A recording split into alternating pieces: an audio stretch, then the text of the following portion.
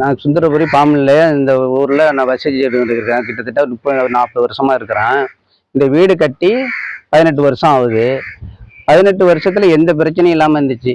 இப்போ எனக்குன்னு அந்த பின்னாடி எனக்கு இடம் இருந்துச்சு. அந்த இடத்த குளம் நோண்டுறேன்னு சொல்லிட்டு சுத்தமாக என் வீட்டு ஓரமாகவே நோண்டி எடுத்துட்டாங்க.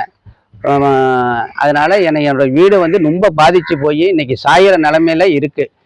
சாஞ்சிட்டு என்னோட இது சாஞ்சி போயிட்டு நாங்கள் பொழைச்சி வந்ததோ, நானும் எங்கள் தம்பியும் எல்லாருமே தப்பிச்சு வந்ததோ, பிள்ளைங்கள்லாம் அழைச்சிக்கிட்டு இரவா நாங்கள் வெளியில் வந்தோம்.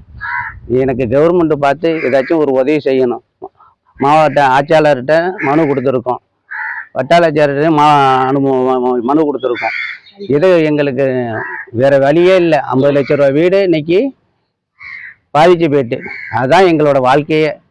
அதை வச்சு தான் நாங்கள் ஏதோ ஓட்டிக்கிட்டு இருந்தோம். அதுவும் இல்லாமல் போயிட்டு எங்களுக்கு ஏதோ பார்த்து கவர்மெண்ட்டு பார்த்து ஏதாச்சும் ஒரு நிதி எங்களுக்கு ஏதாச்சும் செய்யணும்.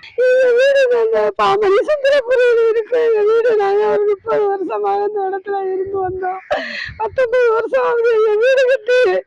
எங்களுக்கு எந்த மாதிரி வருமானம் இல்லை. குளத்தை நோண்டும் போது நாங்கள் கேட்டோம், நோண்டாதீங்க, வேலை பறிக்காதீங்கன்னு கேட்டோம். இல்லை அவங்களுக்கு கரை அமைச்சு தரேன்னு சொல்லி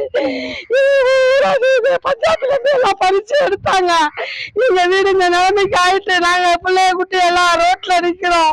கோயில்ல உட்கார்ந்துருக்கோம். வீடு பறிச்சு 5 நாளாவது வீடு உள்வாங்கி இன்ன வரைக்கும் யாரும் வந்து எந்த மாவட்ட கொடுத்தோம், மனு கொண்ட கொடுத்தோம். இன்னொரு வரைக்கும் எந்த ஆசை எடுக்கல. நாங்க எல்லாரும் கோயில்ல இருக்கோம்.